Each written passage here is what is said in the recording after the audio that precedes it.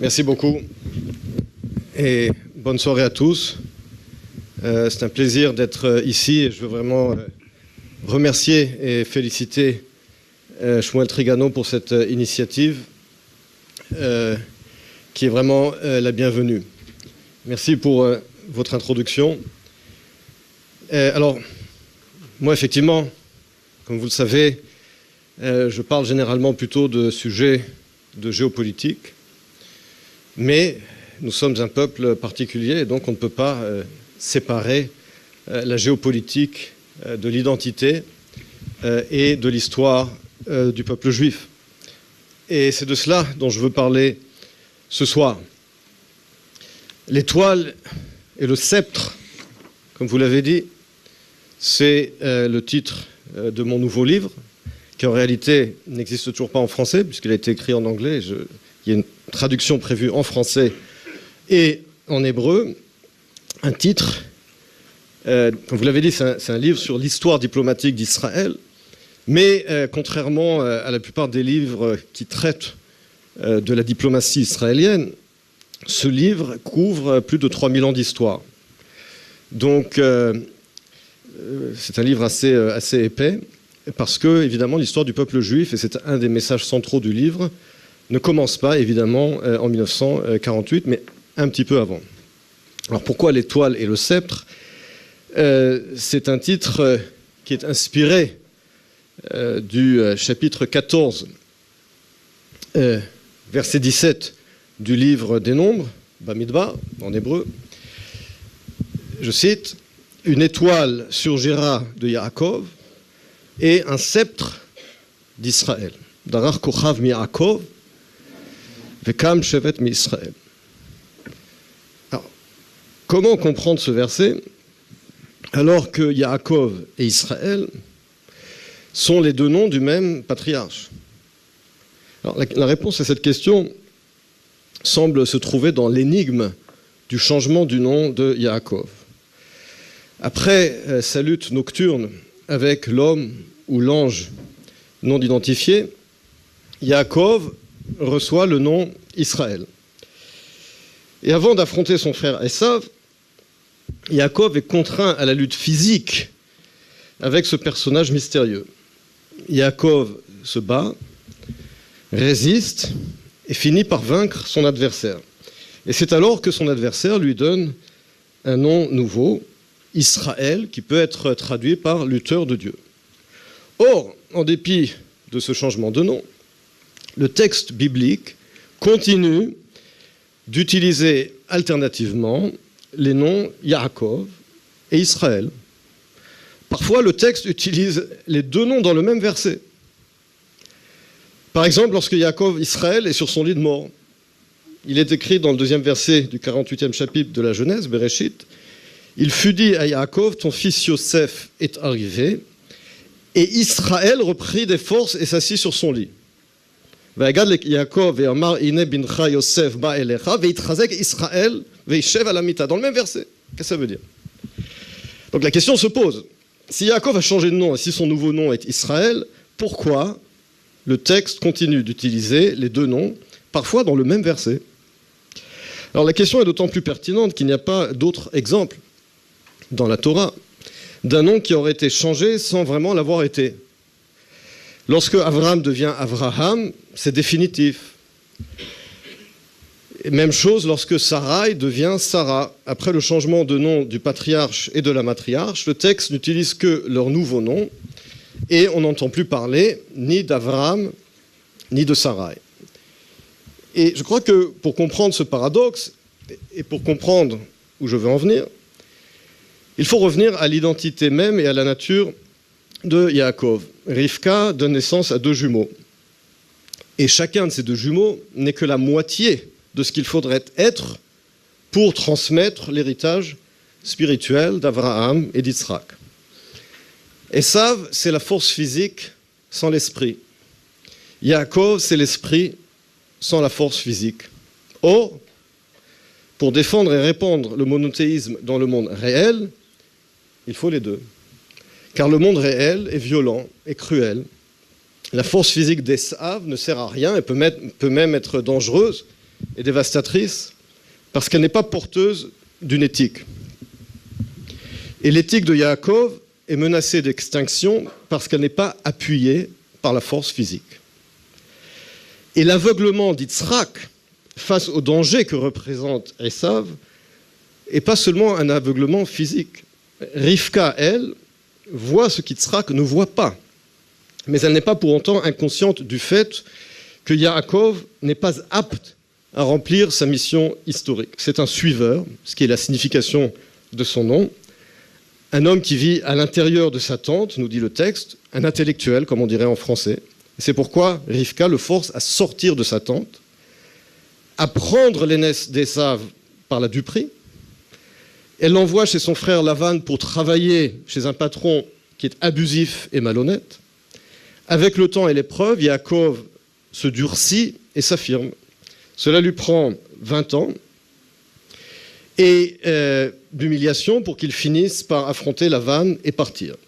Mais Yaakov a-t-il acquis la force dont il aura besoin pour transmettre l'héritage d'Abraham et d'Yitzhak, et est-il prêt à utiliser cette force? Et la confrontation nocturne avec l'ange mystérieux est là pour répondre à la question. Et c'est parce que la réponse à cette question est positive que Yaakov devient Israël. Or, justement, Yaakov ne devient pas complètement Israël. Il continue d'osciller entre l'étoile, qui symbolise la spiritualité, et entre le sceptre, qui symbolise la force. D'où la signification du verset, une étoile surgira de Yaakov et un sceptre d'Israël. Et d'où le va-et-vient du texte biblique entre les noms Yaakov et Israël. Et cette oscillation entre l'étoile et le sceptre, on la retrouve tout au long de l'histoire juive et tout au long des interactions entre Israël et les nations. La Torah et les prophètes reviennent sans cesse sur le même message, à savoir que la relation entre Israël et sa terre est contractuelle. Le peuple d'Israël ne mérite son indépendance nationale que s'il remplit sa mission historique en respectant l'alliance scellée au mont Sinaï. Il n'y a pas dans le judaïsme de mère patrie, de Vaterland, ou ce que les Malaisiens appellent Bumiputra, ce qui signifie fils de la terre. Au contraire, Abraham fonde une nation en quittant son pays natal. C'est pourquoi les Juifs ont cette particularité d'être à la fois une nation et une religion. Les deux sont liés. Les deux sont liés et pourtant, techniquement, ils peuvent être dissociés. On peut être un juif religieux anti-sioniste ou un juif sioniste anti-religieux. L'un veut la spiritualité sans le pouvoir, l'autre veut le pouvoir sans la spiritualité. Mais ni l'un ni l'autre ne répond à l'idéal qu'incarne le nom Israël. Un nom qui exige un équilibre délicat entre la spiritualité et la temporalité, entre l'idéal et la réalité, entre la foi et le pouvoir, entre Yaakov et Esav. Et tout au long de l'histoire juive, certains au sein du peuple juif ont essayé d'échapper à cette recherche nécessaire d'un équilibre difficile, en vain. Cette tension se retrouve dans l'Antiquité, sous le royaume hasmonéen, entre pharisiens et sadducéens. Elle se retrouve à l'époque moderne, lorsque les philosophes des Lumières et les hommes politiques de la Révolution demandent aux Juifs d'abandonner la dimension nationale de leur identité. La célèbre formule de Stanislas de Clermont-Tonnerre, « Il faut tout accorder aux Juifs en tant qu'individus et rien en tant que nation », avait un message clair. Les Juifs devaient abandonner le sceptre d'Israël et ne garder que l'étoile de Yaakov. Or, cette étoile de Yaakov était rejetée tant par les catholiques qui haïssaient le judaïsme que par les révolutionnaires qui méprisaient la religion. Et pourtant, les Juifs français jouèrent le jeu, soit en se proclamant français de confession mosaïque, soit en s'assimilant.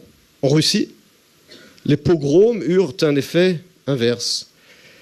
Le livre de Moses Hess, Rome et Jérusalem, publié en 1862, en appelait à un nationalisme juif laïque dont le but était à la fois de se protéger de l'assimilation et de se libérer de la religion. 20 ans plus tard, Léon Pinsker évoque une idée similaire avec auto-émancipation. Alors, les Juifs français voulurent abandonner le nationalisme pour la religion, et les Juifs russes voulurent abandonner la religion pour le nationalisme. Quant aux Juifs allemands, ils croyaient avoir atteint la terre promise. Hermann Cohen déclara la symbiose entre le judaïsme et la culture allemande. Franz Rosenzweig défendait un judaïsme purement spirituel et universel. Le titre de son ouvrage, L'étoile de la rédemption, veut tout dire. C'était l'étoile de Jacob, car Israël, à ses yeux, est révolu. Ce n'est pas un hasard si Hermann Cohen et Franz Rosenzweig s'opposèrent farouchement au sionisme.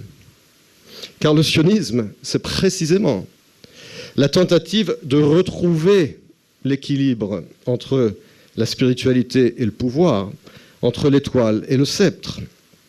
Herzl comprend, avec l'affaire Dreyfus, que les Lumières n'ont pas tenu leurs promesses et que les Juifs continuent d'être perçus comme une nation, bien qu'ayant tout fait pour abandonner la composante nationale de leur identité. Et contrairement à un mythe très répandu, le sionisme de Herzl n'est pas vidé de judaïsme. Au contraire, Herzl, c'est le retour aux sources, c'est le retour à la maison. Mais très vite, le mouvement sioniste fait face au vieux dilemme entre idéal et réalité, entre aspiration spirituelle et pouvoir temporel. En 1903, la Grande-Bretagne propose au mouvement sioniste d'établir un État juif en Ouganda. Ce sont les Turcs qui sont souverains en terre d'Israël, et donc les Britanniques ne peuvent pas nous être utiles.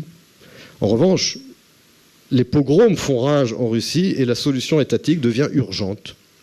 Les débats au Congrès sioniste de 1904 sur la proposition du gouvernement britannique sont passionnels. Faut-il abandonner le retour à Sion, même de façon temporaire, pour une solution concrète et immédiate au pogrom de Russie?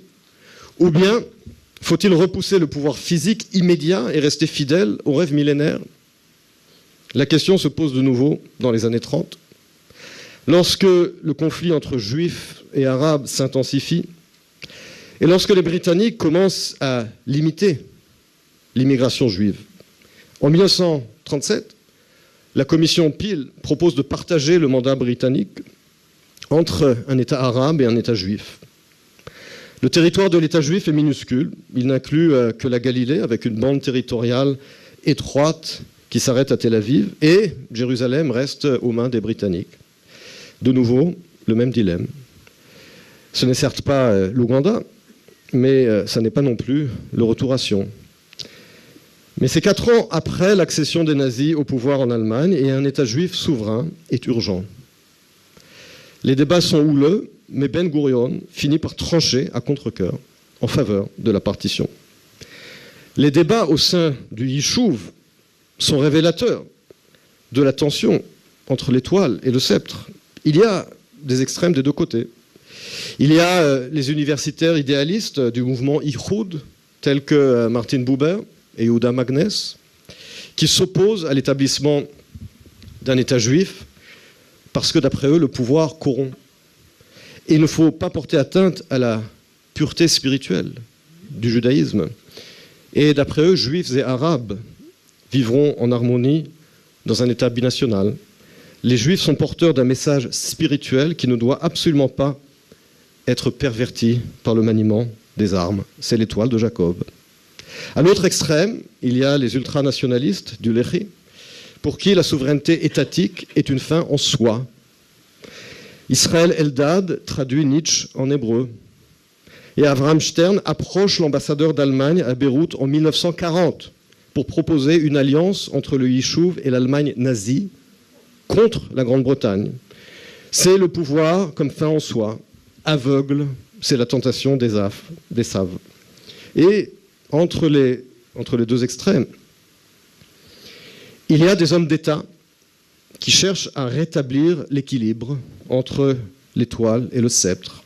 Chaim Weizmann, David Ben Gurion, Ze'ev Jabotinsky. Il y a entre eux des différences idéologiques et des différences de personnalité. Mais ce sont des réalistes qui ont une perspective historique.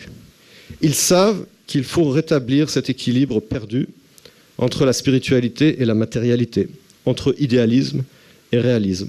Bref, encore une fois, entre l'étoile et le sceptre.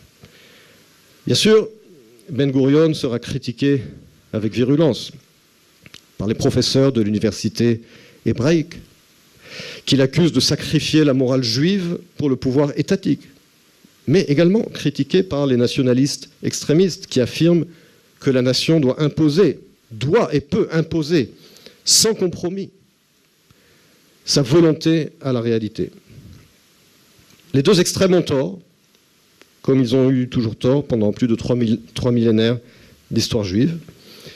Ben Gurion proclame l'État d'Israël, mais également l'aspiration que ce nom évoque depuis la lutte nocturne de Yaakov avec l'ange. Mais avec les crises nationales, les extrêmes refont surface. Après la guerre de Kippour, c'est la paix maintenant et le Gush Emunim. Deux formes de messianisme à la Shabtai Tzvi, apparemment opposées, mais en réalité similaires parce qu'ils veulent un monde parfait ici et maintenant. 20 ans plus tard, il y a les accords d'Oslo et leur effondrement à l'automne 2000. L'OLP confirme qu'elle refuse tout compromis. Donc, pas de paix possible entre le sionisme, le nationalisme juif, et le nationalisme arabe. Il faut choisir. Et là, la gauche sioniste se divise. Il y a ceux qui décident de rester sionistes, comme Benny Morris, et il y a ceux qui abandonnent le sionisme et partent à l'étranger, comme Avi Shlaim et Ilan Pappé. Mais face au constat d'une paix impossible, il y a également ceux qui se renferment dans un nationalisme qui oublie et même trahit les valeurs du judaïsme. D'où la nécessité de se souvenir de cette idée fondamentale. Être Israël, c'est ne pas abandonner cet équilibre délicat, mais nécessaire entre l'étoile et le sceptre. Et je pense que c'est ce que le monde attend de nous. Les idéologies qui essaient d'ébranler aujourd'hui la civilisation occidentale s'en prennent naturellement et avant tout aux Juifs et au message civilisationnel qu'ils véhiculent depuis 3 millénaires. C'était le nazisme, le fascisme et le communisme hier. C'est l'islamisme et le postmodernisme aujourd'hui. Israël, vous remarquerez, est soit haï, soit admiré. Précisément parce qu'Israël est la pierre angulaire et le rempart de la civilisation occidentale.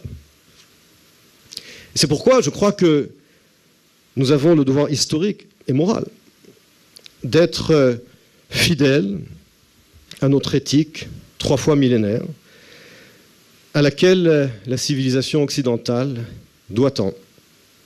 Mais cette éthique ne peut survivre dans le monde réel qu'avec la force physique qui la protège. Et c'est cela la signification d'Israël.